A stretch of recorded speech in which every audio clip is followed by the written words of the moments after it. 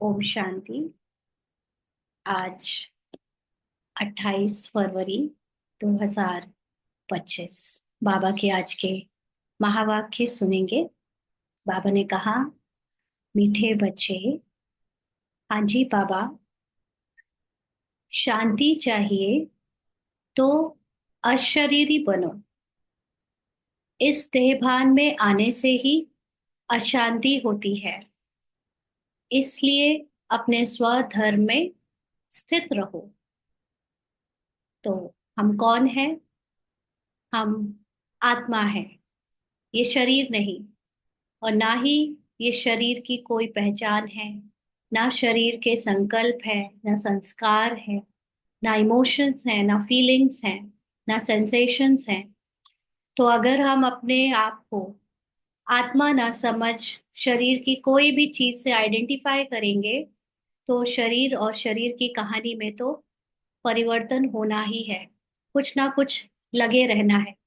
इसलिए जो शांति हमें चाहिए, यानी मनुष्य रूप में हम शांति ढूंढते हैं, क्योंकि शांति हमारा स्वधर्म है, ये हम जानते नहीं, अपने वास्तविक आत्मा सत्य रूप में नहीं जानते। तो मनुष्य रूप में जब शांति ढूंढते हैं, तो बाबा हमको ज्ञान से बताता है, याद दिलाता है कि तुम अपने को मनुष्य मत समझो, तुम अपने को आत्मा समझो और शरीरी हो जाओ। शरीर से परे जो निराकार अवस्था है हमारी, शांति से परे की, उसमें टिक जाओ तो शांति मिलेगी। बाकी अगर हम ये सोचे कि हम ये देह के भान में रहकर अलग अलग आइडेंटिफाई अपने आप को या दूसरों को करके हम शांति ढूंढ ले, रिश्तों में शांति ढूंढ ले, साधनों में शांति ढूंढ ले, या कोई परिस्थिति में शांति ढूंढ ले, तो वो हमेशा के लिए पॉसिबल ही नहीं है। थोड़ी देर के लिए हो सकता है कि कुछ अल्पकाल का अनुभव हो जाए, लेकिन परमानेंट शांति अशरीरी बनकर ही मिलती है। इसलिए जब जब लगे शांति चाहिए, अशरीरी हो जाओ, अपने स्वधर्म में स्थित हो जाओ। हम आत्मा है, ये याद रखना बहुत जरूरी है। और आत्मा का धर्म ही शांति है। इसलिए बार बार अपने को देह से न्यारे स्वधर्म में स्थित करना है। प्रश्न है, यथार्थ याद क्या है? याद के समय किस बात का विशेष ध्यान चाहिए? बाबा कहता है ना कि बच्चे, मुझे जो हूँ, जैसा हूँ, कोटो में कोई, कोई में कोई ही जानता है। तो जो यथार्थ जानता होगा वही यथार्थ याद कर पाएगा। तो बाबा को हम सब बच्चे शुरू से, जब से ज्ञान में आए हैं, तब से जो परिचय हमने जाना है, उसमें भी एक चीज जो है वो शुरू से अभी तक आखिरी तक चलती आएगी कि बाबा निराकार है और आत्मा भी निराकार है ना। तो यथार्थ याद फिर क्या है? और जब हम बाबा को याद करते हैं या हम चेक करना चाहते हैं कि हम याद कर रहे हैं या नहीं, तो किस बात का विशेष ध्यान चाहिए? बाबा ने उत्तर दिया, अपने को इस देह से न्यारी आत्मा समझकर बाप को याद करना है। यही यथार्थ याद है। अगर हम अपने को शरीर समझ कर याद करते हैं, क्योंकि जैसे कहा ना, बाबा को याद करने के लिए बाबा बाबा बहुत बोलते हैं। बाबा के बच्चे जैसे साकार में छोटे बच्चे अपने माता पिता को, साकारी माता पिता को बाबा मम्मा कह के याद करते हैं, मम्मा पापा कह के, ऐसे ही यहाँ हम भी अपने को साकारी शरीर समझकर, ब्राह्मण समझकर भी बाबा बाबा बहुत कहते हैं। लेकिन यथार्थ याद में होता है कि हमें देह से न्यारी, देह की कोई आइडेंटिटी याद ना आए। यहाँ तक कि अपना शरीर का ब्राह्मण होना भी याद ना आए, एकदम निराकारी आत्मा याद रहे। सिर्फ मैं कुछ नहीं, एक आत्मा के रूप में जो कहना चाहिए एनर्जी है, उसको अनुभव में कर लाकर फिर निराकार परमात्मा को याद करना, यही यथार्थ याद है। कोई भी देह याद ना आए, यह ध्यान रखना जरूरी है। अंडरलाइन, कोई भी देह याद ना आए। कई बार हम बाबा को याद करते समय साकार बाबा के साथ याद करते हैं, कभी मम्मा के साथ याद करते हैं, सूक्ष्म वतन में अनेक चित्र बनाते हैं और उसमें इमेजिन करते हैं अपने आप को भी शरीर के रूप में। कभी बाबा की गोद में लेटा कर देखते हैं, कभी बाबा से अपने सर पर हाथ रखकर वरदान लेता हुआ देखते हैं, है ना। कभी लौकिक के जो कामकाज करते हैं तो उसमें भी बाबा को साकार में देखकर इमेजिन करके बुलाते हैं और उनसे सहयोग या उनसे शक्ति लेते हैं। तो ये सब देह याद आ रही है। हम तो जो देवता है या मनुष्य है उनको बुलाने के बाद भी बाबा के भी अनेक तरह से रूपों से याद की जाती है। तो उसमें भी कोई देह याद ना है। और कई बार हम बाबा को मनुष्य रूप में याद करते हैं तो पति के बारे में, बच्चों के बारे में, सेवाधारियों के बारे में, साथियों के बारे में, परिवार के बारे में बात करते हैं। तो वो भी क्या है? वो भी देह भान है। क्योंकि हम जब बाबा से मनुष्यों के लिए कुछ मांग रहे हैं या याद कर रहे हैं या उनके लिए कोई बाबा की शक्ति ले रहे हैं तो भी वो देह यथार्थ याद नहीं है। अपने को पूरी तरह से शरीर से भुलाकर याद करना और निराकार बाबा को याद करना, कोई देह ना याद आए, ये ध्यान रखना बहुत जरूरी है। याद में रहने के लिए ज्ञान का नशा चढ़ा हुआ हो। अंडरलाइन। यथार्थ याद यथार्थ ज्ञान से ही आ सकती है। तो इसलिए जो नशा है वो ज्ञान का हमारे अंदर, नशा का मतलब ज्ञान जो बाबा बता रहा है उसका चिंतन सदा याद रहना है, चलना चाहिए, बुद्धि में रहे। बाबा हमें सारे विश्व का मालिक बनाते हैं। हम सारे समुद्र, सारी धरनी के मालिक बनते हैं। कौन बनता है मालिक? क्या ये रूपाली या बीके रूपाली मालिक बनेगी? नहीं। कोई भी नाम से आइडेंटिफाइड कोई भी मनुष्य इस सारी धरती का, समुद्र का या विश्व का मालिक नहीं बनने वाला है। हम जब ये आइडेंटिटी भुला देते हैं, इससे उपराम हो जाते हैं और जस्ट एक आत्मा रह जाती है, वो आत्मा विश्व का मालिक है। वो आत्मा समुद्र और धरनी का मालिक है। क्यों?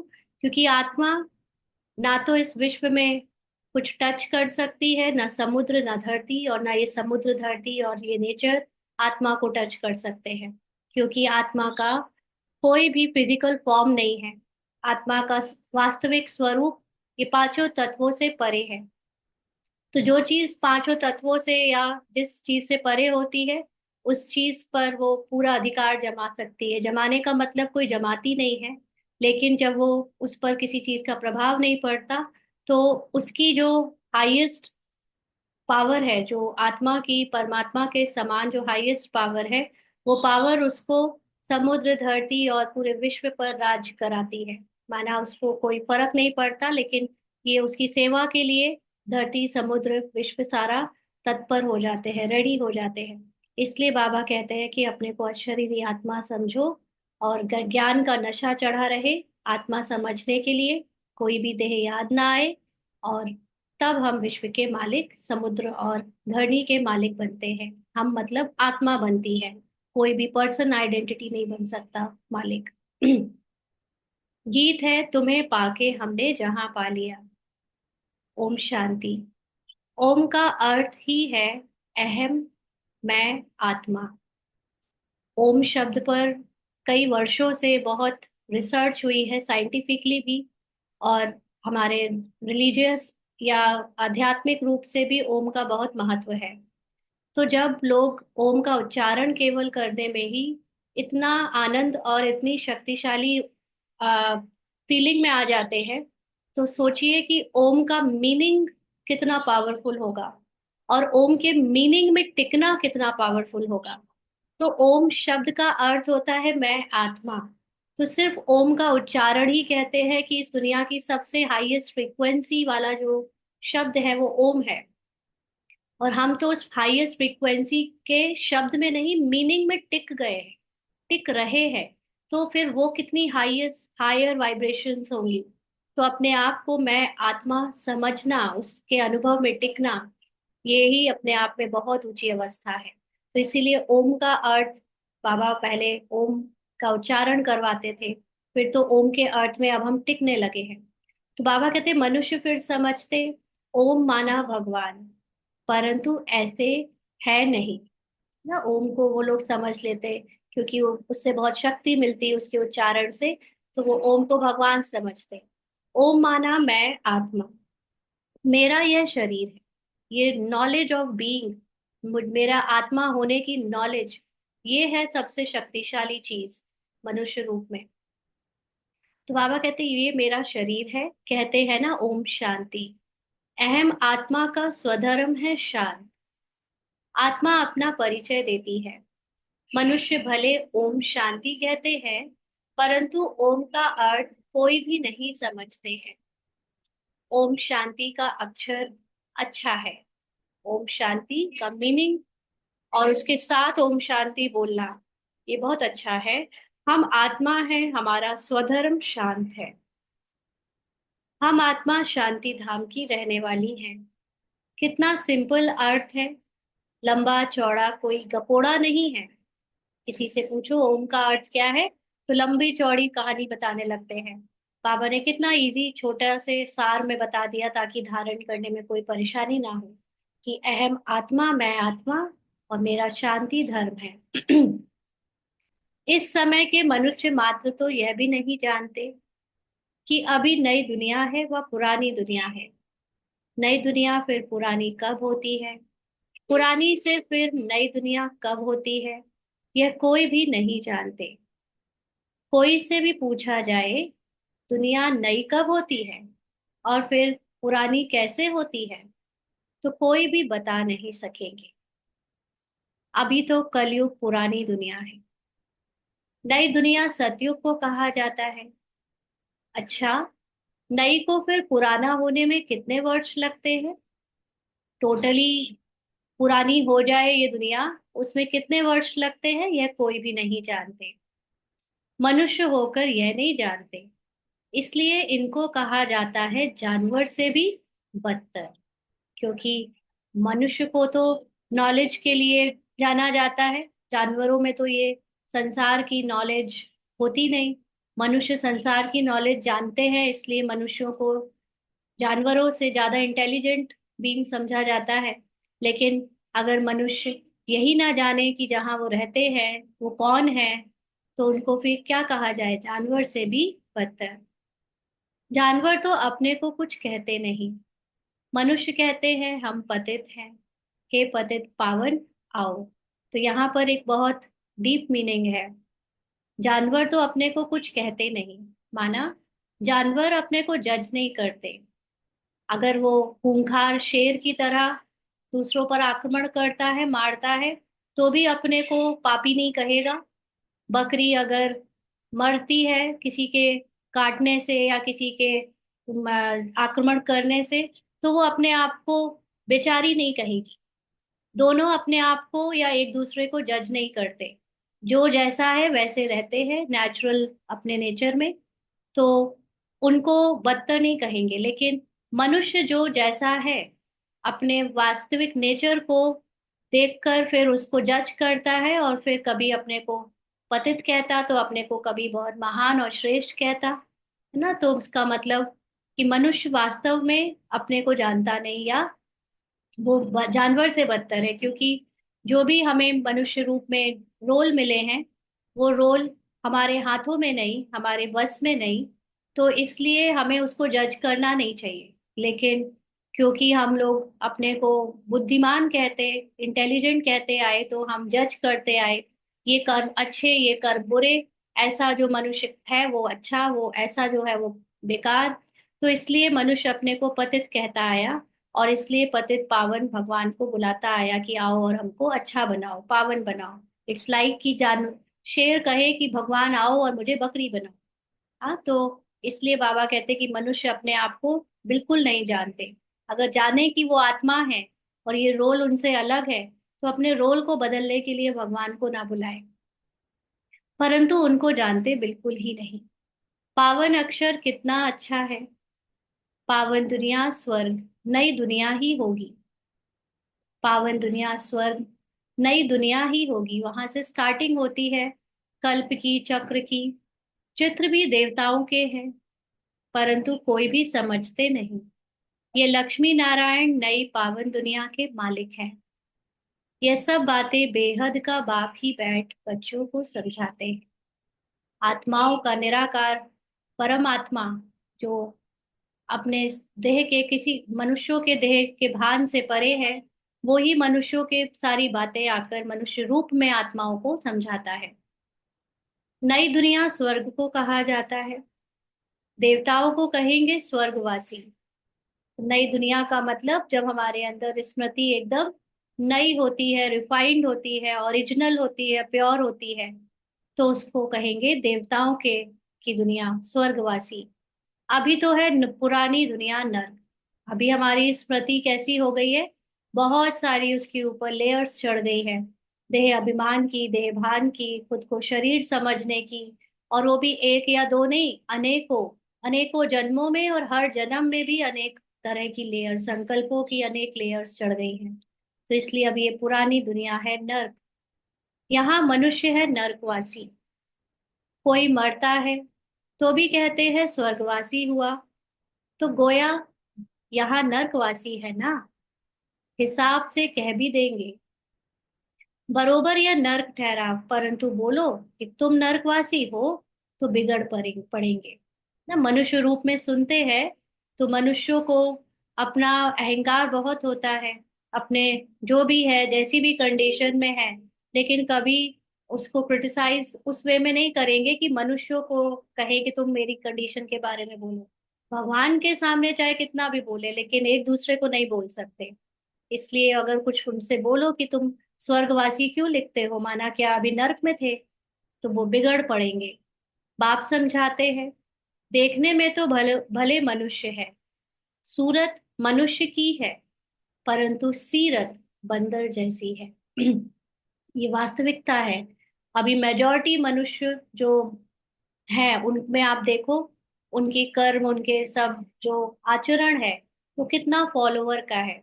जैसे आजकल बड़ी थोड़ा सा गहराई से मनुष्य और दुनिया को देखने का एक पुरुषार्थ चल रहा है, तो इसमें देखते हैं, क्रिकेट ही देख लो। अब क्रिकेट टीम में 11 लोग, और वो 11 लोग 22 लोग खेल रहे हैं, और उसको देखने के लिए लाखों की संख्या में कितनी भीड़ पहुंची है। क्या है ये अपना काम काज छोड़कर, या दूसरों के, वो भी सिर्फ बैट बॉल गेम को देखने के लिए कितने लोग अपना वक्त बर्बाद करते हैं। वैसे तो उनका एक तरह से कहना चाहिए कि रोल ही ऐसा ही है, फॉलोवर बनने का, है ना। ऐसे ही कोई कॉन्सर्ट होता है, एक गाने वाला पहुंच जाता है या एक सेलिब्रिटी पहुंच जाता है, उसको देखने हजारों लाखों की भीड़ पहुंच जाती है। एक कोई भी मिनिस्टर, बड़ा नेता पहुंच जाता है तो सड़कों में हजारों लाखों की भीड़ जमा हो जाती है। तो ये क्या है, कुंभ देख लो। वैसे कुंभ जाने का आधो आधों का मन नहीं था, लेकिन सोशल मीडिया और एक दूसरे का सुन सुन के कि वो भी जा रहे हैं, वो भी जा रहे हैं, तो भीड़ हजारों लाखों करोड़ों में पहुंच गई। तो ये क्या है, ये सीरत क्या है, बंदरों वाली तो है, जानवरों वाली तो है। एक जाता है तो सब उसको वैसे फॉलो करते हैं, अपना खुद का एक अस्तित्व नहीं है ना, फॉलोवर्स करोड़ों में है। तो ऐसे ही बाबा कहते हैं कि सीरत जो है इस समय सबकी बंदरों जैसी है। सूरत तो मनुष्य लगते हैं, लेकिन वो बिल्कुल अंदर से भेड़ बकरियों की तरह भागते हैं, एक दूसरे के फॉलो करते हैं, और उसी में अपना वो समझते हैं, गर्व समझते हैं।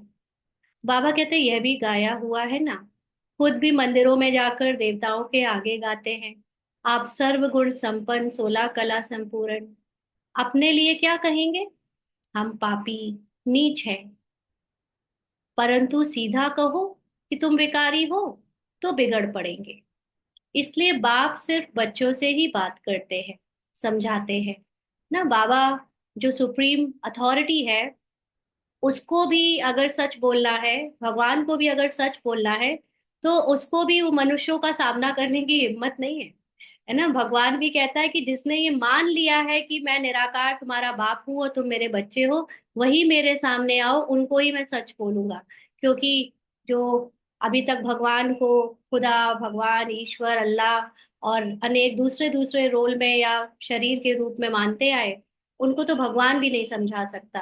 वो भगवान से भी लड़ पड़ेंगे अगर भगवान उनसे कह दे कि तुमने मेरे सामने कितने बार बोला है तुम पापी, नीच हो, विकारी हो, और अब मैं कहता हूँ कि तुम विकारी हो, तो क्या होता है, बिगड़ पड़ते हैं, लड़ने लगते हैं, है ना। इसलिए बाबा भी कहता है, भगवान भी कह रहे हैं, मैं भी उनसे बात नहीं करता, मैं पहले अपने बच्चों से बात करता हूँ। जो बच्चे ये मान चुके हैं कि हाँ मैं भगवान का बच्चा हूँ और भगवान जो कहेंगे तो मैं मानूंगा, तब भगवान उनको गहरी गहरी बातें, ऐसी अहंकार तोड़ने वाली बातें कहता है, अदरवाइज तो मनुष्य तो झूठे अहंकार में है बहुत। बाहर वालों से बात नहीं करते क्योंकि कलयुगी मनुष्य है नरकवासी। बुद्धि क्या है, पूरी तरह से डूबी हुई है अंदर नरक में। और इसीलिए भगवान की जैसी ऊंची बातें, भगवान का ज्ञान उनको समझ नहीं आ सकता अभी।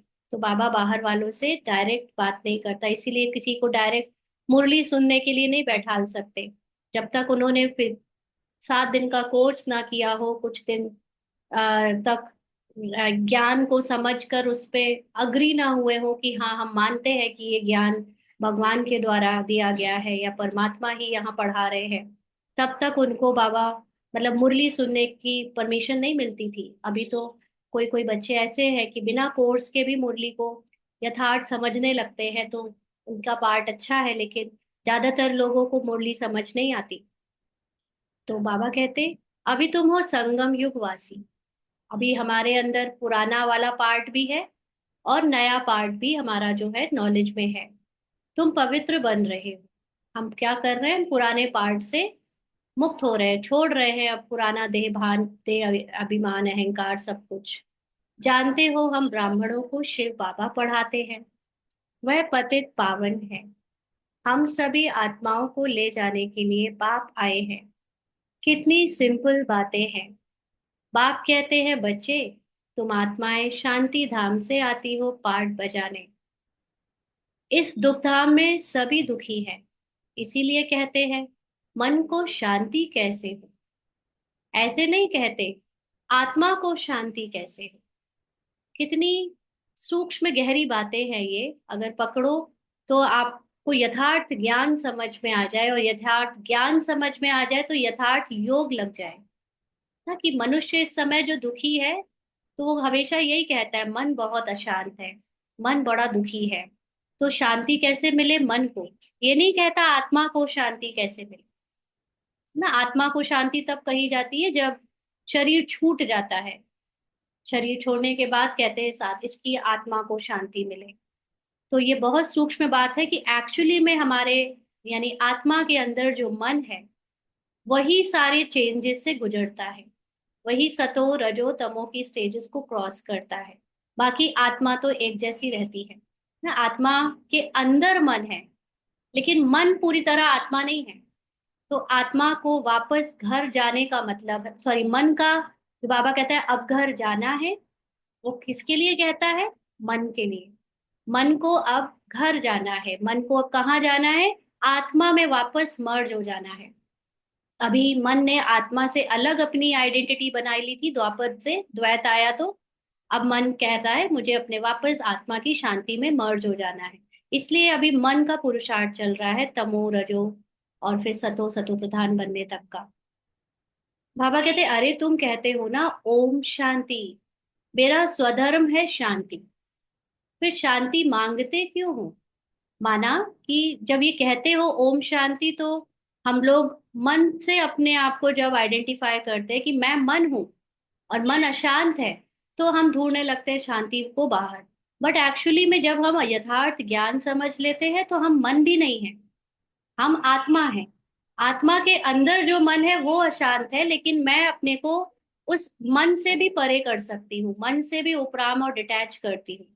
तो फिर मुझे शांति मांगने की जरूरत नहीं, क्योंकि आत्मा तो है ही शांत। अपने को आत्मा भूल देह अभिमान में आ जाते हो।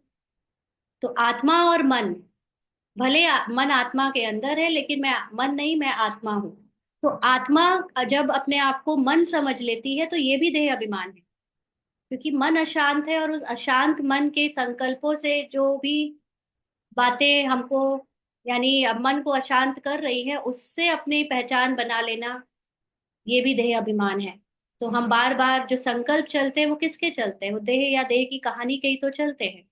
ये ड्रामा में जो एक्टिंग कर रहे हैं उसी के तो संकल्प आते हैं, और अपने को वो एक्टिंग समझ लेना, ये है देह अभिमान। तो अपनी शांति से दूर हो जाना। आत्माएं तो शांति धाम की रहने वाली है, यहाँ फिर शांति कहाँ से मिलेगी। यहाँ फिर शांति कहाँ से मिलेगी, अशरीरी होने से ही शांति होगी। तो जब तक हमारा शरीर में पार्ट है, रोल है, ये कैरेक्टर है, तब तक ड्रामा अनुसार इसमें संकल्प भी आने हैं, एक्शंस भी होने हैं, बोल भी बोले जाएंगे, कुछ ना कुछ चुरपुर चलती रहेगी। तो रोल में डूबे रहने से तो शांति नहीं मिलेगी। रोल से उपराम हो जाए, अशरीरी हो जाए, एक भी अंदर से पहचान ना रहे कोई शरीर की, वो अशरीरीपन में ही शांति होगी। शरीर के साथ आत्मा है, तो उनको बोलना चलना तो जरूर पड़ता है। जब तक शरीर में जान देती है आत्मा, यानी शरीर में ध्यान देती है आत्मा, आत्मा की एनर्जी से ये शरीर को जीवित रखा गया है, तब तक तो ये शरीर चलेगा, बोलेगा, सब कुछ होगा। हम आत्मा शांति धाम में यहाँ पाठ बजाने आई है। यह भी कोई नहीं समझते कि रावण ही हमारा दुश्मन है। कब से यह रावण दुश्मन बना है, यह भी कोई नहीं जानते। तो रावण का मतलब क्या? रावण के 10 सर दिखाए तो देह अभिमान में 5 कर्मेंद्रियां स्थूल और 5 सूक्ष्म, ये सब मिलाकर देह अभिमान में जो भी काउंट हो सकता है वो सब रावण है ना। तो रावण हमारा दुश्मन है माना ये शरीर का भान, ये देह अभिमान हमारा दुश्मन है, यह भी कोई नहीं जानते। बड़े बड़े विद्वान पंडित आदि एक भी नहीं जानते कि रावण है कौन, जिसका हम एफिजी बनाकर जलाते हैं। रावण को भी जो इतना विद्वान दिखाया, पंडित दिखाया, शिव का भक्त दिखाया, वो सब किससे? देहभान से है ना। जो देहभान की नॉलेज है, जैसे कल बाबा ने कहा, सत्संग सिर्फ बाप के सिवाय और कहीं नहीं होता। जो भी मनुष्य शास्त्रों का सत्संग करवाते भी हैं तो वो भी सत्संग नहीं है, वो भी मनुष्य की ही कहानियां सुनाते हैं, मनुष्य के ज्ञान को ही प्रमोट करते हैं, आत्मा का ज्ञान कहीं नहीं सुनाते। तो रावण का मतलब ही है कि जो अपने को फिजिकल रूप में बहुत ज्ञानी भी समझते हैं, शास्त्रों के ज्ञाता, साइंस के ज्ञाता, या कोई भी तरह की फिजिकल नॉलेज रखने वाले, तो ये रावण क्या है ये बड़े बड़े विद्वान खुद नहीं जानते। जन्म जन्मांतर जलाते आए हैं, कुछ भी पता नहीं। कोई से भी पूछो रावण कौन है, कह देंगे यह सब तो कल्पना है। जानते ही नहीं तो और क्या रिस्पॉन्ड देंगे। जब कोई चीज की कहानी क्लियर नहीं पता तो बस कल्पना कह देते। शास्त्रों में भी है ना, हे राम जी संसार बना ही नहीं है, यह सब कल्पना है, ऐसे बहुत कहते हैं ना। क्या कहते हैं शास्त्रों में? कि ये संसार मिथ्या है ही नहीं, कल्पना है। अब कल्पना का अर्थ क्या है? कहते हैं यह संकल्पों की दुनिया है। जो जैसा संकल्प करता है वह हो जाता है। अर्थ नहीं समझते, तो इसका क्या मतलब है? हम लोग भी ऐसा कुछ मिलता जुलता पढ़ रहे हैं आजकल, लेकिन वो जो शास्त्रों में कहा या समझा उसमें और हम जो समझ रहे हैं उसमें क्या अंतर है? कोई बताएगा? क्या ये संसार कल्पना है? हाँ, अनम्यूट करके। शास्त्रों में बोला और हम लोग भी कभी कभी ये कहते हैं कि ये सब ड्रामा नाटक है, तो इसमें और उसमें उनके कहने में क्या अंतर है? अनम्यूट करके कोई बताएगा?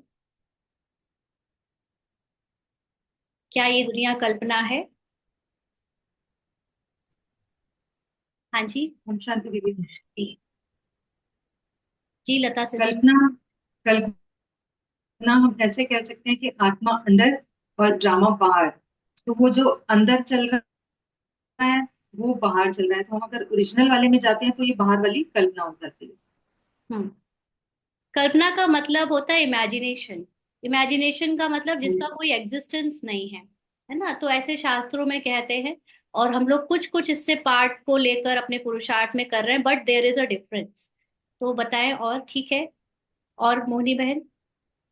ओम शांति दीदी। हाँ जी। जैसे शास्त्रों में कहते हैं कि कुछ भी नहीं है, लेकिन बाबा ने कहा है कि ड्रामा है। मतलब हम ये पार्ट बजा के जा चुके हैं, अब ये हम तो बाबा आत्मा तो नहीं है, बस हमारा मन यहाँ पे पार्ट निभा रहा है। जो कि एक जैसे स्क्रीन चलती है ना, मूवी की रिकॉर्डिंग होने के बाद जो मूवी हम देखते हैं, बस ऐसे ही हम्म। चल रहा है कि मतलब दिखने में बस कुछ ओरिजिनल है, टच करने में भी है, लेकिन उस तरीके से देखेंगे तो कुछ भी नहीं है, और वैसे तो है। हम्म। रीना सिस्टर। ओम शांति।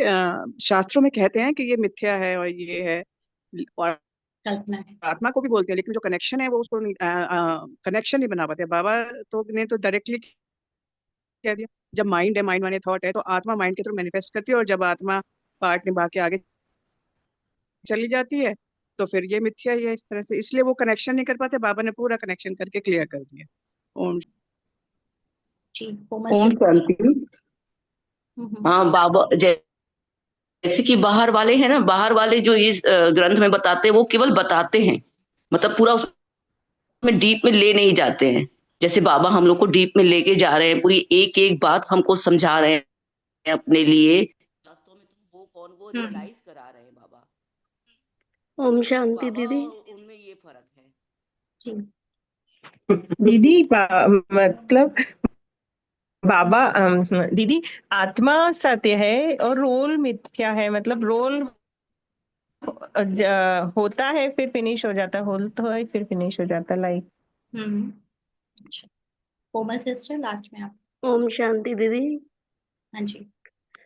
अ, दीदी जैसे कल्पना ऐसे कह सकते हैं, जैसे कि हम रात को स्वप्न देखते हैं, जब आत्मा सोती है, शरीर सोता है, उसमें जो कुछ वो होता है तो उस टाइम आप पे जो तो सच ही समझा रहे हो लगता है। वो सब तो पता है सबको, ये नहीं पूछ रहे हैं। कल्पना तो क्या होता है ये सबको पता है, कल्पना क्या होती है या सपना क्या होता है, या मेन क्वेश्चन से चलिए अभी थोड़ा डिस्कस करते हैं, फिर आगे पढ़ेंगे, नहीं तो लेट हो जाएगा। देखो, मेन बात है ना कि बाबा ने जब ये कहा कि शास्त्रों में कल्पना कहा है, तो कल्पना का मतलब कि वो चीज एग्जिस्ट नहीं करती है।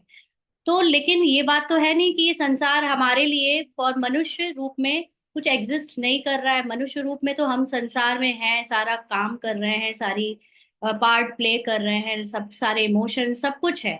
बट अर्थ नहीं समझते जब बाबा ने ये बात कही। इसका मतलब ये है कि ये संसार में जो कुछ भी दिख रहा है वो चीजों को शास्त्र वाले यथार्थ अर्थ सहित, कि ये ड्रामा है, नाटक है, सब कुछ हो रहा है, राइट है। जैसे गौतम बुद्धा ने भी समझाया कि ये संसार में जो कुछ भी है उसमें हम अपने कर्मों को ध्यान दें या इस तरह से करें। बट बाबा ने हमें उसकी, जैसे रीना बहन और आप एक दो लोगों ने और बताया कि एक्चुअली में हमने उसको अनुभव किया है, और साथ साथ उसका अर्थ जैसे संकल्प करते हैं वह हो जाता है, शास्त्रों में ये कहते हैं। बट बाबा तो कहता है संकल्प से भी परे हो जाओ, माना संकल्प भी ड्रामा देता है। यथार्थ ज्ञान कहता है कि संकल्प भी ड्रामा में बने बनाए फिक्स्ड हैं, वो भी हम नहीं बदल सकते। अभी हमारा पुरुषार्थ में भी जो हम संकल्प करके पुरुषार्थ कर रहे हैं, ये भी बनी बनाई स्क्रिप्ट के अनुसार ही चल रहा है, ये पुरुषार्थ भी फिक्स्ड हो रहा है। तो ये लोग, ये सारी बातें वो लोग नहीं समझते, तो उस चीज को इतना डिटेल से और गहराई से नहीं समझाते ना। तो आप सब में कुछ कुछ सब सही कहा, अच्छी अच्छी बात है। तो चलो, बाबा कहते कि बाप बच्चों को बैठ समझाते हैं, कोई तो अच्छी रीति समझ जाते हैं, कोई समझते ही नहीं। तो शास्त्रों का सार जब भगवान आकर समझाता है, तो उन शास्त्रों में जो बातें एक्चुअली में समझने योग्य और यथार्थ हैं, बाबा उन्हीं को उठाकर हमें फिर अपने और भी क्लैरिफिकेशन से, या कह लो कि आत्मा की स्थिति में स्थित होने से समझाता है। क्योंकि शास्त्रों वाले उस ज्ञान को देह भान में सुनते और कहते हैं, इसलिए वो ज्ञान ना तो कोई समझ पाता है ना उसको। जैसे कल एक सीन आया था, एक बाबा ने दिखाया, उसमें गौतम बुद्ध को दिखाया गया एक शास्त्रार्थ में, वो किसी के राजधानी में गए और वहां बहुत सारे विद्वान बैठे थे। तो उन्होंने पूछा कि एक ब्राह्मण की क्या निशानी है। गौतम बुद्ध ने पूछा उनसे, तो उन्होंने 5 निशानियां बताई। फिर गौतम बुद्ध ने बोला कि अच्छा, इनमें से मुख्य मुख्य कौन सी वो निशानी है जिसके बिना वो ब्राह्मण नहीं कहलाया जा सकता। तो उन्होंने उसमें से 2 बातें हटा दी, 3 बातें बोली। तो जिसमें से 3 बातें हटा दी, 2 बातें बोली। जिसमें से एक बात थी कि ब्राह्मण अर्थात जिसके कर्म, जिसके अंदर ज्ञान अच्छा हो, और दूसरा उसके कर्म बहुत अच्छे हो। तो उन्होंने बोला अच्छा ठीक है, लेकिन तो ज्ञान की पराकाष्ठा और कर्म की पराकाष्ठा तक कैसे पहुंचे। इसके बाद शास्त्रों में कोई नॉलेज नहीं थी। बड़े बड़े शास्त्रार्थ वहां विद्वान बैठे थे, इस चीज की नॉलेज किसी के पास नहीं थी कि हम ज्ञान की पराकाष्ठा और हम कर्म की पराकाष्ठा, जो श्रेष्ठ कर्म है उसकी पराकाष्ठा तक कैसे पहुंचे। यहाँ पर सब शांत हो गए थे। तब फिर उन्होंने बताया, गौतम बुद्ध ने, तो तब उनके बाद जब उन्होंने ये बात बताई कि हमें पहले अपने को साफ करना चाहिए, क्लींजिंग होनी चाहिए, क्लींजिंग के बाद जो हम नॉलेज लेते हैं, उस नॉलेज को धारण करने के लिए हमें योग करना चाहिए, और योग से फिर जो हमारी और बुद्धि खुलती है और ज्ञान आता है, उस ज्ञान को लेकर फिर और धारण करना चाहिए। ऐसे करते करते हमारे कर्म और हमारा ज्ञान पराकाष्ठा तक पहुंच जाता है। और यही एक्चुअली हम लोग यहाँ भी कर रहे हैं, है ना। तो पहले क्लींजिंग प्रोसेस, फिर हमारे जितना ज्ञान समझ में आया उसको धारण करके, फिर योग में फिर और ज्ञान समझ आया, फिर वो और धारण करके, तो ऐसे ऐसे करते करते हम पराकाष्ठा तक पहुंचते जा रहे हैं, और श्रेष्ठ जो देवताओं वाले कर्म है वहां तक पहुंचते जा रहे हैं ना। तो बाबा वही कह रहे हैं कि कोई तो अच्छी रीति समझ जाते हैं, कोई समझते ही नहीं है। जो अच्छी रीति समझते हैं उनको सगे कहेंगे, और जो नहीं समझते हैं वह लगे अर्थात सौतेले हुए। अब सौतेले वारिस थोड़े ही बनेंगे। वारिस का मतलब होता है जो नॉलेज, बाबा की जैसी नॉलेज है, यथार्थ पराकाष्ठा तक नहीं पहुंचेंगे, है ना, नॉलेज की पराकाष्ठा तक नहीं पहुंचेंगे, और इसलिए वो सतयुग में आने वाले समय में राजधानी में नहीं आएंगे। प्रजा, दास दासी उसमें चले जाएंगे, बट जो राजा के परिवार में आने वाले लोग हैं, वारिस, उनमें नहीं आएंगे। बाबा के पास मातेले भी हैं तो सौतेले भी हैं। मातेले बच्चे तो बाप की श्रीमत पर पूरा चलते हैं, सौतेले नहीं चलेंगे। बाप कह देते हैं ये मेरी मत पर नहीं चलते हैं, रावण की मत पर चलते हैं। तो अब देखो, बाबा के ही बच्चे हैं, ब्राह्मण्स ही हैं, कोई बाबा बाहर वालों से बात नहीं कर रहा अभी। ब्राह्मण्स में ही बहुत सारे बच्चे रावण की मत पर चल रहे हैं। सोचो, रावण की मत क्या? देह अभिमान। कुछ नहीं तो मुझे अपने इस ब्राह्मण जीवन का, इस रोल का ही अभिमान है। जैसे हद में भक्ति वाले ब्राह्मणों को अपने ऊपर अहंकार होता है, वैसे ज्ञान में भी हमको अहंकार है, अपने ब्राह्मण की पद, पोजीशन, सेवा पे अहंकार है, अपने विशेषताओं का अहंकार है। तो जो अपने आप को इनसे भी आइडेंटिफाई कर लेता है वो निराकार अशरीरी आत्मा नहीं समझता, जो न्यारा होकर पार्ट प्ले नहीं करता, दृष्टा होकर नहीं रहता, या जो ट्रस्टी होकर, निमित्त होकर पार्ट नहीं प्ले करते, वो सब रावण की मत पर है। तो ये बाबा के बच्चों के ही अंदर की कहानी है, कोई बाहर वाले नहीं है। और राम और रावण अब बाबा के अंदर, बाबा के परिवार के अंदर ही है, और बाबा के परिवार के अंदर ही अभी कौरव और पांडव भी है। अब बाहर वाली दुनिया को तो हम लोगों ने छान लिया, बाहर हो गए। अभी ब्राह्मण बीकेज में ही राम और रावण, और बीकेज में ही कौरव और पांडव, दोनों तरह के सेना के लोग हैं। तो बाबा के इसीलिए बाबा ने कल भी शाम को अव्यक्त मुरली में कहा, कोटों में कोई है जो मुझे एक्चुअली में वैसे पहचान कर उतनी सूक्ष्म चेकिंग करता है, इसलिए वो पांडव है, वो बहुत थोड़े हैं। बाबा के बच्चों में बाबा कहता जरूर है मोटे मोटे रूप से कि शरीर से जो मुरलियां सुन रहे हैं वो सब पांडव है, लेकिन उसमें भी जो सूक्ष्म में देखा जाए तो जो आत्मा की स्थिति में स्थित होकर अपनी सूक्ष्म चेकिंग कर रहे हैं वो पांडव है। बाकी तो मोटे मोटे रूप वाले जितने भी हैं वो सब कौरव में ही आ रहे हैं ना। यहाँ अब अंदर की कहानी है, अब बाहर की नहीं है, अब सारा अंदर का खेल है, राम और रावण और कौरव और पांडव, और उसमें भी हमारे अंदर, और सूक्ष्म चले जाओ तो अब हमारे अंदर, है ना, हमारे संकल्पों में राम और रावण, और हमारे संकल्पों में कौरव और पांडव। तो बाबा कहता है अभी है संगम। बाप समझाते हैं यह सब ब्रह्मा कुमार कुमारियां शिव बाबा से वर्षा ले रहे हैं, तुम लेंगे, श्रीमत पर चलेंगे। अब ये बाहर वालों से बात करने के लिए पूछ रहे हैं बाबा। तो कहते हैं कौन सी मत? बाप श्रीमत देते हैं कि पवित्र बनो। कहते हैं हम पवित्र रहे, फिर पति ना माने तो मैं किसकी मानूं? अब ये स्थूलता की बात आ गई, स्थूलता में ब्रह्मचर्य वाले पवित्रता की बात आ गई।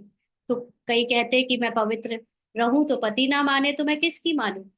वह तो हमारा पति परमेश्वर है, क्योंकि भारत में यह सिखलाया जाता है कि पति तुम्हारा गुरु, ईश्वर आदि सब कुछ है। परंतु ऐसा कोई समझते नहीं है। उस समय हाँ कर देते हैं, मानते कुछ भी नहीं है, फिर भी गुरुओं के पास मंदिरों में जाते रहते हैं। पति कहते हैं तुम बाहर मत जाओ, हम राम की मूर्ति तुमको घर में रख कर देते हैं, फिर तुम अयोध्या आदि में क्यों भटकती हो? तो मानती नहीं। ये है भक्ति मार्ग के धक्के, वह जरूर खाएंगे, कभी मानेंगे नहीं। समझते हैं वह तो उनका मंदिर है। अरे तुमको याद राम को करना है कि मंदिर को? परंतु समझते नहीं। तो बाप समझाते हैं भक्ति मार्ग में कहते भी हो, हे भगवान आकर हमारी सद्गति करो, क्योंकि वह एक ही सर्व का सद्गति दाता है। अच्छा, वह कब आते हैं यह भी कोई नहीं जानते। बाप समझाते हैं, रावण ही तुम्हारा दुश्मन है। रावण का मतलब फिर से देह अभिमान। रावण कोई फिजिकल पर्सनालिटी नहीं, रावण कोई ऐसा दूसरे में नहीं, दूसरे का रावण भी दुश्मन नहीं है। हमारे अंदर का रावण ही हमारा दुश्मन है, हमारे अंदर का देह अभिमान ही हमारा दुश्मन है। कोई बाहर नहीं रावण, हमारे अंदर का रावण। हमारे अंदर का मतलब मन के अंदर का रावण, आत्मा में रावण नहीं है। आत्मा के अंदर जो मन है, मन में रावण है। रावण का मतलब देह अभिमान। स्थूल और सूक्ष्म कर्मेंद्रियों पर तामसिक और रजो का प्रभाव होना, उसको रावण कहते हैं। रावण का तो वंडर है, जो जलाते ही आते हैं लेकिन मरता ही नहीं है। रावण क्या चीज है ये कोई भी नहीं जानते। अभी तुम बच्चे जानते हो। हमको बेहद के बाप से वर्षा मिलता है, शिव जयंती भी मनाते हैं, परंतु शिव को कोई भी जानते नहीं है।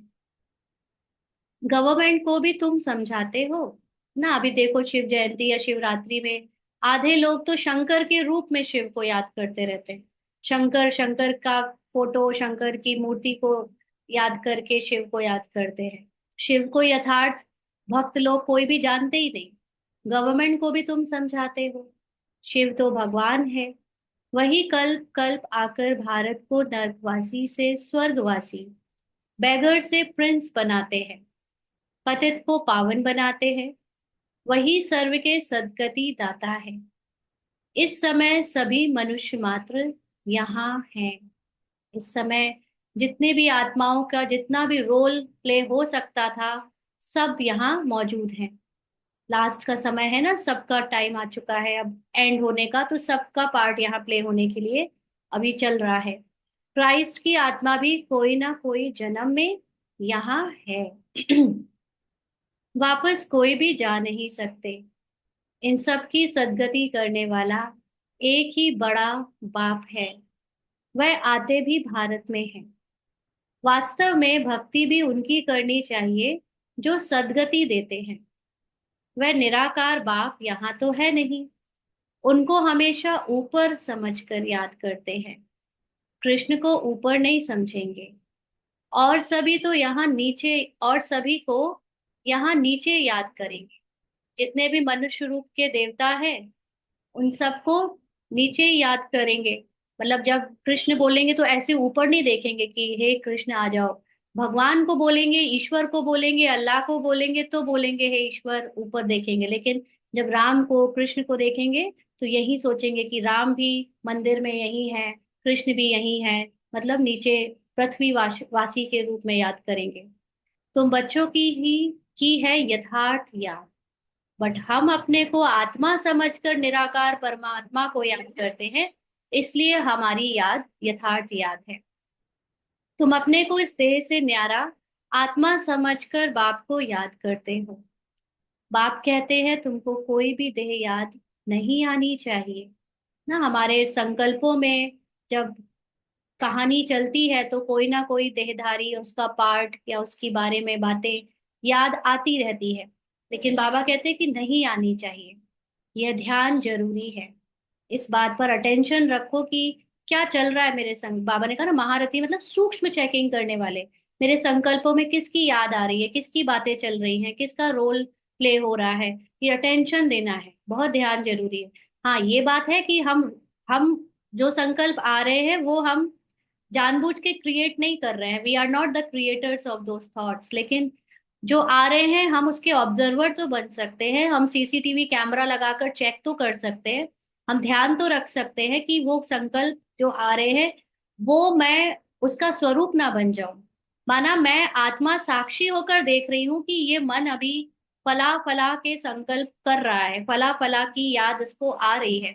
बट जैसे ही हम वो कैमरा उस पर डालते हैं संकल्पों पर, ये प्रूवन बात है, ये एक्सपेरिमेंट की हुई बात है कि वो संकल्प मर्ज होने लगते हैं, व्यर्थ चलना बंद होने लगता है।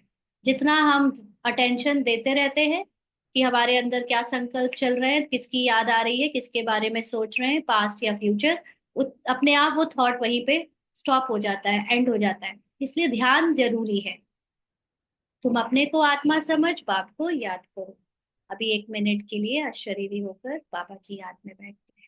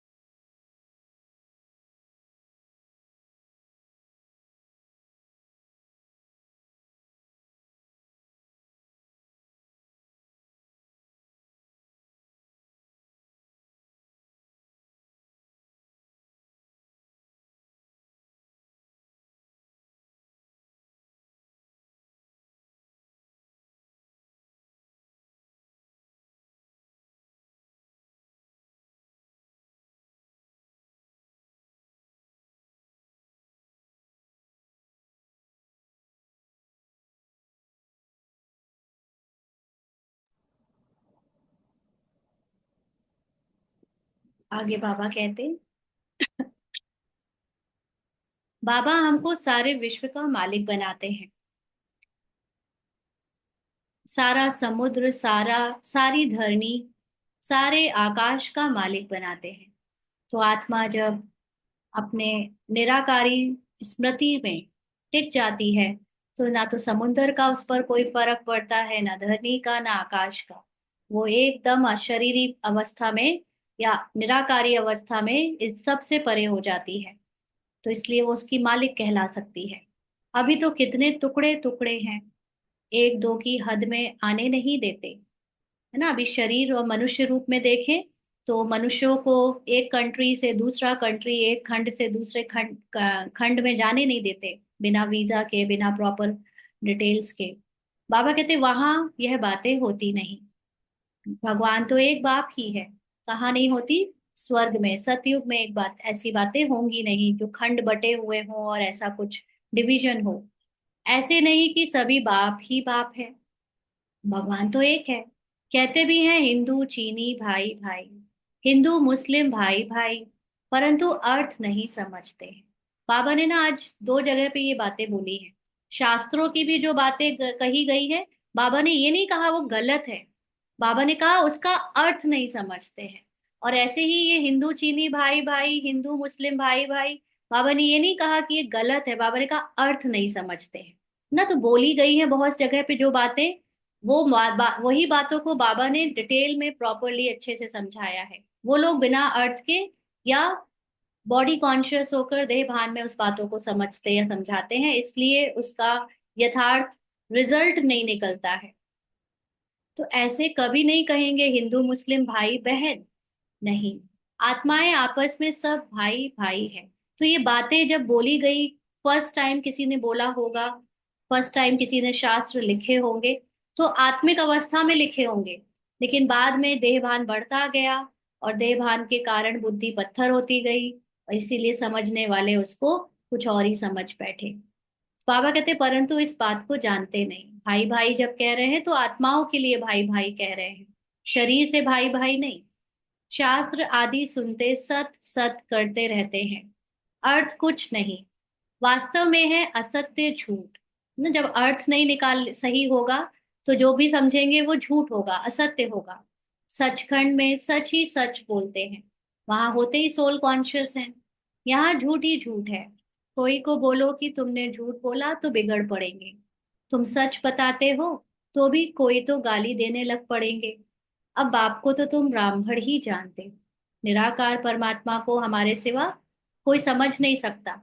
तुम बच्चे अभी दैवी गुण धारण करते हो, तुम जानते हो अभी 5 तत्व भी तमो प्रधान हैं।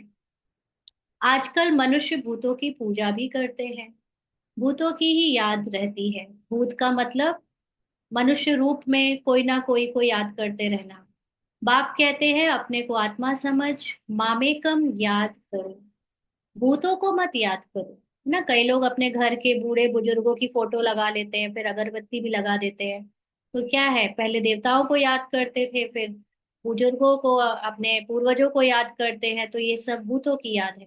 बाबा कहते हैं भूतों को मत याद करो, गृहस्थ व्यवहार में रहते हुए बुद्धि का योग बाप के साथ लगाओ। अब देही अभिमानी बनना है, पूरी तरह सिर्फ आत्मा में हमारी कॉन्शियसनेस टिक जाए, आत्मा में स्थित हो जाए, बाकी शरीर का कुछ याद ना आए। ये प्रैक्टिस हमें अभी निरंतर करनी है। जितना बाप को याद करेंगे तो विकर्म विनाश होंगे। ज्ञान का तीसरा नेत्र तुमको मिलता है।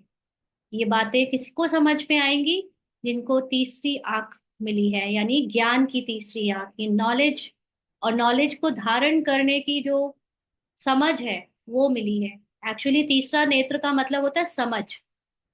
ये समझ जिसको नहीं मिली है उसको ये ज्ञान मुरली कोर्स करा दो, चाहे जितना समझा दो, स्वयं भगवान ही क्यों ना समझा दे, उन्हें समझ नहीं आएगा। मेन बात है समझ जिसको आ जाए ये बात, उसका तीसरा नेत्र खुला है। अभी तुमको विक्रमाजीत बनना है। वह है विक्रमाजीत संवत, यह है विकर्मी संवत। यहाँ सभी विकर्म करते हैं, और वहां पर विकर्म को ऐसा नहीं कि जीत लेते हैं, होता नहीं है विकर्म, लेकिन विकर्म जो यहाँ पर होते आए उससे हम अपने को परे कर लेते हैं, उपराम कर लेते हैं। विकर्मों से पहचान नहीं बनाते, जैसे शुरू में समझा ना कि शेर बकरी, शेर कभी अपने को पापी नहीं कहता, बकरी अपने को कभी विक्टिम नहीं कहती, क्योंकि वो कर्मों को लेकर कभी पहचान नहीं बनाते। जो नेचर है वो नेचुरली उनका चलता है। और यहाँ पर हम लोग, जो पाप कर रहा है उसने पापी कह दिया, जो पुण्य कर रहा है अपने को बड़ा समझ लिया, और फिर हम पाप और पुण्य मिटाने में लग जाते हैं। तो ये पाप और पुण्य मिटाना, बनाना, बिगाड़ना, इसको विक्रमाजीत नहीं कहते। विक्रमाजीत का मतलब है कि देह भान में किए हुए अच्छे या बुरे दोनों ही तरह के कर्मों से हमारी पहचान ना बने, हम है ही नहीं कुछ करने वाले। पूरी तरह से 63 जन्म का जो रोल प्ले हुआ उसमें हमारा कुछ भी अपना है ही नहीं, ना हमने संकल्प किए, ना बोला, ना कहा, ना किया। इससे परे हो जाना, इसको विक्रमाजीत बोलेंगे, क्योंकि देह भान होना ही विक्रम कराना है। देह भान से परे ऑलरेडी सारे विक्रमों से परे हो गए, है ना। तो ये नहीं कि हम एक एक बिगड़े बदलें, क्रोध ना आए, फिर हम लालच ना आए, कि मोह ना आए। एक एक को मिटाना, बिगाड़ने की जरूरत ही नहीं है, क्योंकि सब आत्मा में है ही। उसको आप जड़ से खत्म कर ही नहीं सकते, बीज को समाप्त कर ही नहीं सकते, बीज अंदर ही रहेगा। बस फर्क इतना है कि आप उससे अपने आप को न्यारे कर लो, अलग कर लो। तुम योग बल से विकर्मों पर जीत पाते हो। भारत योग बल का मतलब आत्म अभिमानी स्थिति से बॉडी कॉन्शियसनेस पर जीत पाते हो। भारत का योग तो मशहूर है, मनुष्य जानते नहीं है। सन्यासी लोग बाहर में जाकर कहते हैं कि हम भारत का योग सिखलाने आए हैं। उनको तो पता नहीं यह तो हठ योगी है, वह राजयोग सिखला ना सके। तुम राज ऋषि हो, वह है हद के सन्यासी, और तुम हो बेहद के सन्यासी। यानी आत्मा शरीर की हर चीज से अपने को उपराम कर लेती है, ना सिर्फ घर गृहस्थी बाल बच्चे और व्यापार से, लेकिन शरीर ही मैं नहीं हूँ, बिल्कुल शरीर से ही अपने को न्यारा कर लेती है, उसको कहते हैं बेहद के सन्यासी। रात दिन का फर्क है। तुम ब्राह्मणों के सिवाय और कोई भी राजयोग सिखला ना सके, यह है नई बातें, नया कोई समझ ना सके ना। इसीलिए जब ज्ञान की पराकाष्ठा आप में आने लगती है, आपको अनुभव से आप आत्मा में स्थित होने लगते हो, तो समझाने का पार्ट आपका जैसे ओवर सा हो जाता है, फिर आपको समझाने की जरूरत नहीं लगती, क्योंकि वो गहरी बातें इतनी उस सिर्फ उस आत्मा की स्थिति से ही समझी जा सकती है, और अभी तो सब देह भान में है। तो इसीलिए पहले उनको कोर्स कराने के लिए भेजा जाता है, आप पहले कम से कम मिनिमम अपनी बुद्धि तो खोलो, अपने को आत्मा तो जानो, उसके बाद कुछ डिटेल की बातें हो। तो नया कोई ये बातें समझ ना सके, इसलिए नए को कभी अलाउ नहीं किया जाता है। यह इंद्र सभा है ना, इस समय है सब पत्थर बुद्धि, सतयुग में तुम बनते हो पारस बुद्धि। अभी है संगम, अभी हमारे अंदर पत्थर और पारस दोनों का पार्ट है। पत्थर में, पत्थर से पारस सिवाय बाप के कोई बना ना सके। तुम यहाँ आए हो पारस बुद्धि बनने के लिए। बरोबर भारत सोने की चिड़िया था ना, यह लक्ष्मी नारायण विश्व के मालिक थे ना, यह कभी राज्य करते थे, यह भी किसी को पता थोड़ी है। तो समझते देवता कोई दूसरी दुनिया के होते हैं, वहां पे वो थे ना। आज से 5,000 वर्ष पहले इन्हों का राज्य था। फिर यह कहाँ गए, तुम बता सकते हो? 84 जन्म भोगे, अभी तमो प्रधान है, फिर बाप द्वारा सतो प्रधान बन रहे हैं। तत्त्वम, यह नॉलेज सिवाय बाप के साधु संत आदि कोई भी दे ना सके। तो हम सब बाबा के से ब्रह्मा बाबा बने, अपने हाईएस्ट कॉन्शियसनेस में स्थित होकर सतयुगी देवता समान, वैसे हम सब बन रहे हैं। और ये नॉलेज आत्मा की कोई साधु संत नहीं दे सकता, वह है भक्ति मार्ग, ये है ज्ञान मार्ग। तुम बच्चों के पास जो अच्छे अच्छे गीत हैं उन्हें सुनो तो तुम्हारे रोमांच खड़े हो जाएंगे, खुशी का पारा एकदम चढ़ जाएगा। फिर वह नशा स्थायी भी रहना चाहिए ना, अपनी ज्ञान की जो स्मृति है, अपने सत्य की जो स्मृति है, वो स्थायी रहे तो नशा स्थायी रहे। ये है ज्ञान अमृत। इसीलिए नॉलेज, बाबा की मुरली सुनना, रोज सुनना, बार बार सुनना बहुत जरूरी है। क्योंकि नॉलेज जैसी स्किप होती है, जैसी भूलती है, पुरानी नॉलेज आ जाती है, पुराना देभान आ जाता है, नशा उतर जाता है, खुशी उतर जाती है। इसलिए जितना समय मिले उतना ज्यादा बाबा के ज्ञान से अपने को भरते रहो, उसके नशे में रहो। जैसे बाबा कहते हैं वह शराब पीते हैं तो नशा चढ़ जाता है ना। जो अच्छे शराबी होते हैं वो क्या करते हैं, नशे को उतरने नहीं देते, सुबह से शुरू कर देते पीना, रात तक पीते रहते हैं ताकि उतरे ना नशा ना। उनको वो जो स्टेज है ब्लिस की जो शराब से मिलती है, हमें वो स्टेज है ब्लिस की वो ज्ञान से मिलती है। तो ज्ञान हमारा उतरने ना पाए, जैसी भूले तुरंत ज्ञान को पढ़ ले, फिर ज्ञान को सुन ले, तो ज्ञान का नशा सुबह से रात तक चढ़ा रहे। यहाँ यह तो है ज्ञान अमृत। तुम्हारा नशा उतरना नहीं चाहिए, सदैव चढ़ा रहना चाहिए। तुम इन लक्ष्मी नारायण को देख कितने खुश होते हो, जानते हो हम श्रीमत से फिर श्रेष्ठाचारी बन रहे हैं। यहाँ देखते हुए भी बुद्धि योग बाप और वर्षे में लगा रहे। कहाँ देखते हुए? चाहे ब्रह्मा बाबा को देखते हुए, चाहे लक्ष्मी नारायण को देखते हुए। बुद्धि योग यानी कर्म से, हमें हर कर्म हमारे कहीं भी हो, कुछ भी हो, बट बुद्धि जिसमें नॉलेज है वो हमेशा निराकार में और बाबा की नॉलेज में ही लगी रहे, निराकार के ज्ञान में, आत्मा के ज्ञान में लगी रहे। अच्छा, मीठे मीठे सिकी लदे बच्चों प्रति माता पिता बाप दादा का याद प्यार और गुड मॉर्निंग। रूहानी बाप की रूहानी बच्चों को नमस्ते। हम रूहानी बच्चों की रूहानी बाप दादा को याद प्यार, गुड मॉर्निंग और नमस्ते बाबा। शुक्रिया, थैंक यू बाबा। धारणा के लिए मुख्य सार। पहला पॉइंट, विकर्मा जीत बनने के लिए योग बल से विकर्मों पर जीत प्राप्त करनी है। आत्माभिमानी बनेंगे तो हम शेर के जैसे पार्ट और बकरी के जैसे पार्ट दोनों से मुक्त हो जाएंगे। हम जज करना बंद कर देंगे अपने अंदर के पार्ट को, है ना। और विकर्म से फिर हमारी पहचान बनने बंद हो जाएगी, देह अभिमान से पहचान बननी बंद हो जाएगी, तो हम उन पर जीत पा लेंगे आत्माभिमानी यानी योग बल से। यहाँ देखते हुए बुद्धि योग बाप और वर्षे में लगा रहे, चाहे रोल में नेगेटिव रोल चले चाहे पॉजिटिव रोल चले, जो कि हमारे माइंड कहता है कि नेगेटिव और पॉजिटिव है, अदरवाइज बाबा के लिए कुछ भी नेगेटिव और पॉजिटिव नहीं होता। तो हमें भी ऐसे ही साक्षी दृष्टा होकर पार्ट को भले ही देखें, लेकिन बुद्धि से बाबा और अपने नॉलेज में हमारा सत्य क्या है उसमें लगा रहे। बाप के वर्षे का पूरा अधिकार प्राप्त करने के लिए माँ तेला बनना है। तो मातेला और सौतेला में यही अंतर है। बाबा के मातेले बच्चे बाबा की पूरी बात मानते हैं। पूरी बात मानने का मतलब है अपने को आत्मा समझ कर चलते हैं और हमेशा न्यारे होकर रहते हैं, ड्रामा से पूरा पवित्र बनते हैं। और सौतेला बच्चे वो है जो पवित्र पूरी तरह नहीं बनते।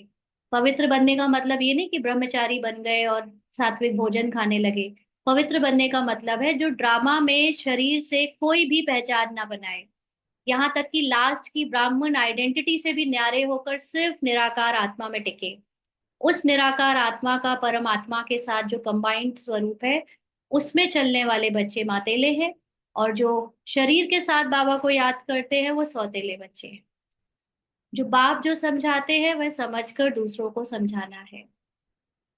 वरदान है, दिव्य बुद्धि की लिफ्ट द्वारा तीनों लोकों का सैर करने वाले सहज योगी भव। दिव्य बुद्धि की लिफ्ट द्वारा तीनों लोकों का सैर करने वाले सहज योगी भव। संगम युग पर सभी बच्चों को दिव्य बुद्धि की लिफ्ट मिली है। इस वंडरफुल लिफ्ट द्वारा तीनों लोकों में जहां चाहो वहां पहुंच सकते हो। सिर्फ स्मृति का स्विच ऑन करो तो सेकंड में पहुंच जाएंगे, और जितना समय जिस लोक का अनुभव करना चाहो उतना समय वहां स्थित रह सकते हो। इस लिफ्ट को यूज करने के लिए अमृत वेले केयरफुल बन स्मृति के स्विच को यथार्थ रीति से सेट करो। अथॉरिटी होकर इस लिफ्ट को कार्य में लगाओ तो सहज योगी बन जाएंगे। मेहनत समाप्त हो जाएगी। तो मेहनत कब लगती है पुरुषार्थ में? जब हम ये समझते हैं कि हमको बहुत दूर कहीं जाना है, और हम फिर उधर पहुंचने के लिए सूक्ष्म वतन या शांति धाम या परम धाम पहुंचने के लिए बहुत अंदर से अपने को एकाग्र करने की मेहनत करते हैं, तो उसमें मेहनत वाला पुरुषार्थ होता है। लेकिन दिव्य बुद्धि जिसको मिली है वो ये जानता है कि साकार मनुष्य लोक, सूक्ष्म लोक और परलोक या परम धाम तीनों लोक मेरे अंदर बसते हैं। एक सेकंड की स्मृति आपने स्विच ऑन किया, आप अभी मूल वतन में, अपनी मूल स्थिति में, निराकारी स्थिति में स्थित हो गए। दूसरा स्विच ऑन किया तो आपने अपने सूक्ष्म संकल्पों से सूक्ष्म वतन या अपने स्वधर्म में जो स्वमान मिले हैं उसकी स्मृति करी, तो सूक्ष्म संकल्प जो आपके चलने लगे सूक्ष्म वतन के अनुभव में टिक गए, और एक सेकंड का फिर से स्विच वापस दबाया तो वापस साकारी में आ गए। तो ये मेहनत हमारी समाप्त हो जाएगी, जो हम अभी बहुत मेहनत से सूक्ष्म वतन और परम धाम पहुंचते थे, वो अपने अंदर की स्मृति में बस एक ऑन किया कि मुझे यहाँ पे अभी स्थित होना है तो वहां स्थित हो गए, यहाँ स्थित होना है तो वहां स्थित हो गए। कहीं जाने आने में टाइम वेस्ट करने की जरूरत नहीं पड़ेगी। स्लोगन है, मन को सदा मौज में रखना, यही जीवन जीने की कला है। तो एक्चुअली बाबा हमको यहाँ पर मनुष्य रूप में आत्मा के अभिमान में टिकाकर मौज करना सिखाने आया है। अभी हम खुद को शरीर समझने लगते हैं, मनुष्य समझने लगते हैं, तो जो जीवन में अच्छा बुरा रोल है, विलेन और हीरो का रोल है, सुख दुख का रोल है, गर्मी सर्दी का रोल है, उसमें हम डूब कर पूरी मौज खो देते हैं। जो एक्टर होते हैं उनको एक्टिंग करने में मजा आना चाहिए, तब तो वो मजा, तब तो वो पिक्चर करे, तब तो वो उनको एक्टर बनने का फायदा मिले, है ना। तो ऐसे ही हम लोग भी जो अच्छी बुरी जैसी भी परिस्थितियां रोल में हैं उसको करते हुए मौज में रहे। लेकिन मौज में कौन रह सकता है? जो अपने को न्यारा समझे, उस एक्टिंग से, उस एक्ट कैरेक्टर से न्यारा समझकर अपनी आत्मा में स्थित रहे, तो वो मौज में रहेगा, सुख दुख दोनों के पार्ट में को मौज से मनाएगा। और ये जिसको आ गया, मानो उसको जीवन जीने की कला आ गई। तो बाबा एक्चुअली हमको वही जीवन जीने की यहाँ पर कला सिखाने आया है। आज के अव्यक्त इशारे हैं, एकांतवासी का डबल अर्थ है, सिर्फ बाहर की एकांत नहीं, लेकिन एक के अंत में खो जाना एकांत नहीं। तो सिर्फ बाहर की एकांत होगी तो बोर हो जाएंगे, कहेंगे पता नहीं दिन कैसे बीतेगा।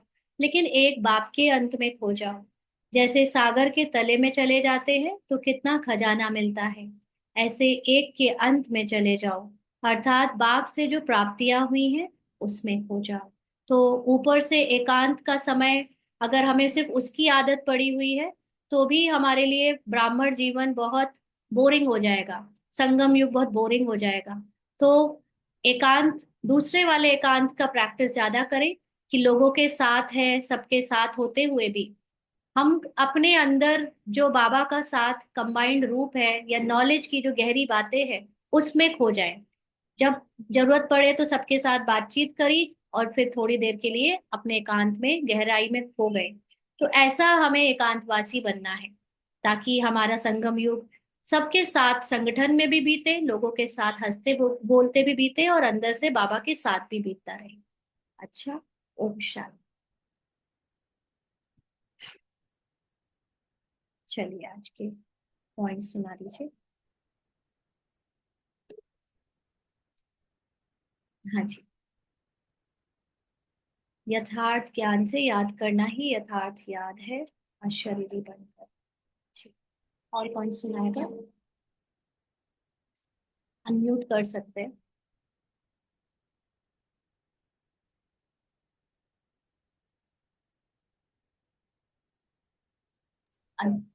जी, लक्ष्मी सिस्टर। ओम शांति।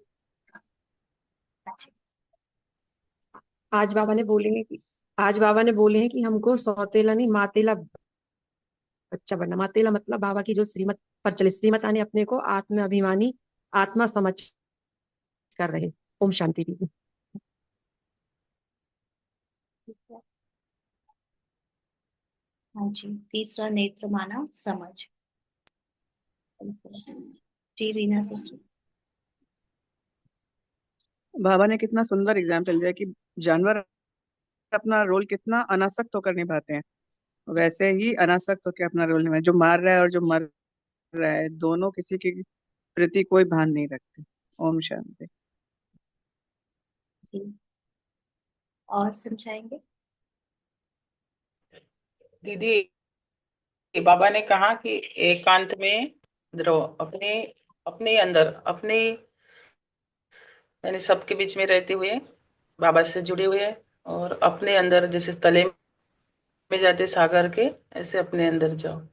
लेकिन दीदी, जानवर, कोई जानवर को जैसे कोई अच्छे से बिहेव नहीं करता, कोई प्यार करता तो उसे वो प्यार करता है। अभी स्नेक का भी सुना है कभी, और कोई अच्छे से बिहेव नहीं करता तो वो भी उसका बदला लेता है, जैसे वो भोगेगा, जैसे वो ऐसे करेगा, ये भी होता है ना। ये देखिए बात समझ में नहीं आई, ये वो बताओ। सब एक्टिंग में है। अभी देखिए, तमो प्रधान मनुष्य है, मनुष्य के यानी मन है, तब सब मनुष्य रूप में जो मन तमो प्रधान है उसका प्रभाव प्रकृति पर भी है। तो प्रकृति भी अभी लॉ में नहीं चल रही है ना। जैसे मनुष्य लॉ एंड ऑर्डर में नहीं चल रहा है, मनुष्य का मन लॉ एंड ऑर्डर में नहीं चल रहा है, वैसी प्रकृति भी लॉ एंड ऑर्डर में नहीं चल रही है। तो ये सारा खेल तामसिकता का या कलयुग की एक पहचान है कि अभी जानवर भी बदला लेने में या जानवर भी इस तरह करने में, बिहेव करने में है।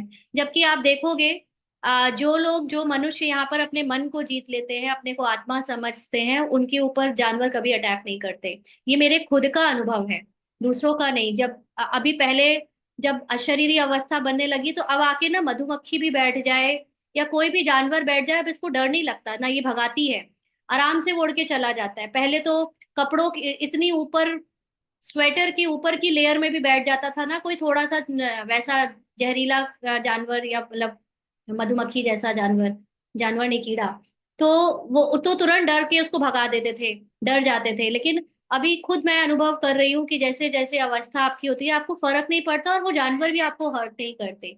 और बाय चांस आपका पेपर लेने के लिए हर्ट किया भी अगर, तो आपको डर नहीं लगता कि आपका उससे कुछ बुरा हो जाएगा, आप उसको बहुत सहजता से पार कर लेते हो।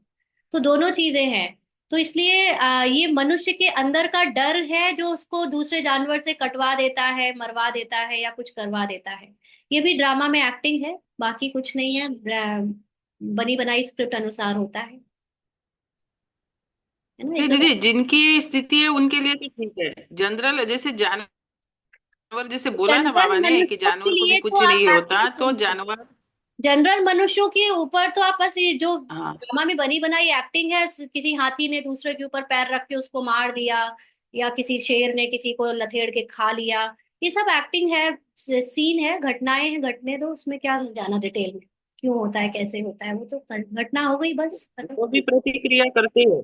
हाँ, उनको प्यार दो तो देंगे, उनको कुछ, उनको हमने प्यार दिया तो वो हमसे प्यार से ही करेंगे। देखो लेकिन आप प्यार क्या ऐसे दोगे? कोई प्यार जैसे देने मारपीट और कर। लेने, प्यार देने और लेने वाला बनने की जगह आप अपनी आत्मा में स्थित रहो, अपने आप सबको मिलता रहे। देंगे क्या? हमें प्यार देना नहीं आता या हमें डर लगता है, कुत्तों को हम नहीं छू सकते, तो हम क्या प्यार दें उसको? ये सब में जाने की जगह आप अपने सत्य में टिको, है ना, अपने नहीं आप। नहीं, हमारा एग्जाम्पल बताते हैं। हम थोड़ा डरते हैं कुत्ते से, और बेटा बेटा पार्ट में जो है, वो जिसके पास कितने भी दूर से वो ऐसे पास में लेता है तो वो कितने भी दिन हुए वो पहचान के उसके पास आ जाता है कुत्ता। और हम ऐसे हकल देते हैं तो वो जैसे दूर जाता है। ऐसे हमारा एग्जाम्पल बता रहे हैं आपको, पहले था थोड़ा, ये तो वो दोनों उसके चीजें, पास। मैं आपसे ये कह रही हूँ, ये दोनों ही चीजें रोल की हैं। उसका रोल में प्यार देने का रोल है, आपका रोल में उसको डांटने का या उसको फटकार देने का रोल है। आप इन दोनों रोल से परे आत्मा में स्थित हो जाओ ना, फिर आपके द्वारा जो हो उससे जज मत करो कि मैं ऐसी या वैसी। ऑफ कोर्स प्यार में बहुत शक्ति है और प्यार से सारी सृष्टि आपकी बन जाती है।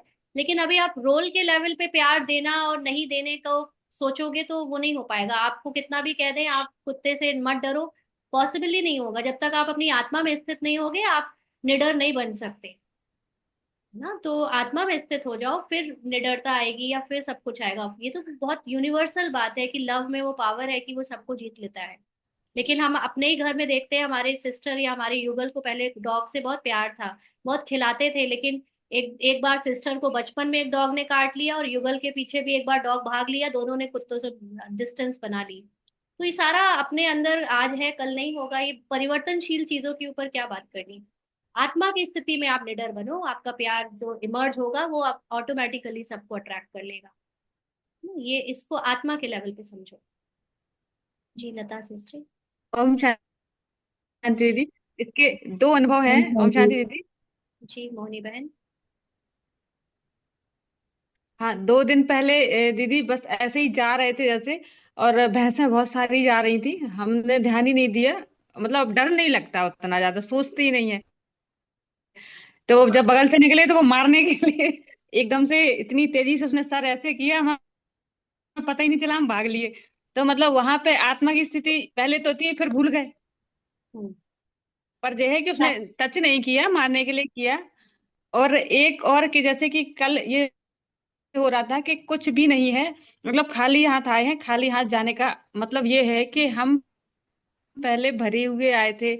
ऐसे लगता था कि हम कर्मों का हिसाब किताब अपने ऊपर लिए हुए हैं, और अब जो कि बाबा के ज्ञान से हम अपने आप को एकदम खाली करते जा रहे हैं। तो जैसे कि कल हुआ ना कि ऑफिस में ई ऑफिस बन रहा है, तो उन्होंने कहा अब कोई भी काम करने आपको ऑफिस में आना है तो आप खाली हाथ आओ। मोबाइल में सारी चीजें हैं और उससे ऑनलाइन सारी चीजें हो गई, और अब खाली हाथ ही चले गए, आपका काम भी हो गया।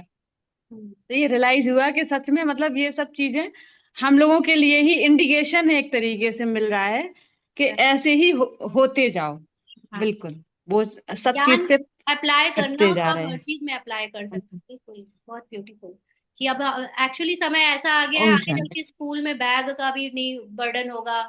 आपको हो सकता है आगे चलकर लैपटॉप से पढ़ाए, या बिल्कुल सब खाली होते जाओ, अब फिजिकल रूप की चीजें खत्म होती जाएंगी। ठीक है जी। लता बहन अब आप सुनो। ओम शांति। ओम शांति दीदी। हाँ जी। दीदी, इसका प्रैक्टिकल सबूत जो है वो हमें ऋषि मुनियों का दिखता है कि वो जंगल में रहते थे, लेकिन उनको कोई भी जानवर टच नहीं करता था, उनके पास कोई नहीं आता था, उल्टा प्यार से उनके पास बैठते थे। तो उनकी जो बाबा से एक लगन थी, चाहे वो नहीं पहचानते थे लेकिन फिर भी उनको उतनी अटैचमेंट तो थी ना भगवान से। तो उनके पास में ये जानवर आकर के कुछ नहीं कहते थे। तो हमें भी अपनी स्थिति को ऐसे बना करके हम इजी चल पाते हैं, और मेरे साथ होता है कि मैं चल भी पाती हूँ। एक्चुअली जानवर भी परिस्थिति है। जानवर आपको प्यार देगा या नहीं देगा इस पर भी निर्भर मत रहो, क्योंकि इसको भी पहले ना बीच में अभिमान आ गया था। अब हम तो बहुत पवित्र हो गए हैं, हम तो बाबा को याद रखते हैं, तो कोई जानवर हम पे अटैक नहीं करेगा। और ऐसे बाबा ने इसको दिखाया कि कीड़े से कटवाया भी। और एक बार जैसे मोनी बहन ने शेयर किया कि वो एक गाय से उसने सींग मारने के लिए वो पीछे से आई भी। तो इसको सारा घमंड टूट गया कि अभी भी सब कुछ हो सकता है, इसलिए परिस्थिति पर मत देखो कि जानवर आपको प्यार करेगा कि वो करेगा। आप तो अपने सत्य में स्थित हो जाओ। आपके अंदर से बस भय खत्म हो जाना चाहिए, वो इम्पोर्टेंट है। सामने वाला मारे या ना मारे वो उसकी प्रॉब्लम है ना। तो हम ये अभिमान भी कई बार टूटता है हमारा, कि हमारे अंदर वो अब कुछ हमें हर्ट नहीं करेगा।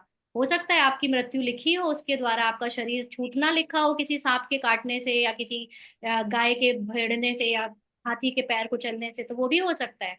तो उसके अभिमान में ना आए आप। प्रकृति और परिस्थिति दोनों एक ही बात है, इसलिए उसको छोड़ो, आप अपने सत्य में स्थित रहो, वो इम्पोर्टेंट है। ठीक है। ओम शांति दीदी। हाँ। Thank you. हाँ दीदी, वो काफी मतलब परिस्थितियां आती हैं, बहुत बड़े रूम में आती हैं, लेकिन घर वाले मतलब हो जाते हैं विचलित। लेकिन पता नहीं हमारे अंदर यही आवाज आती है कि जीत निश्चय है, कैसी भी परिस्थिति आए, लेकिन विजय तो हमारी ही होना है। जी। तो ठीक। मतलब बाबा ने काफी इस तरफ ऐसा मोड़ लिया है कि मतलब अपने आप में स्थिर कर लेते हैं कोई भी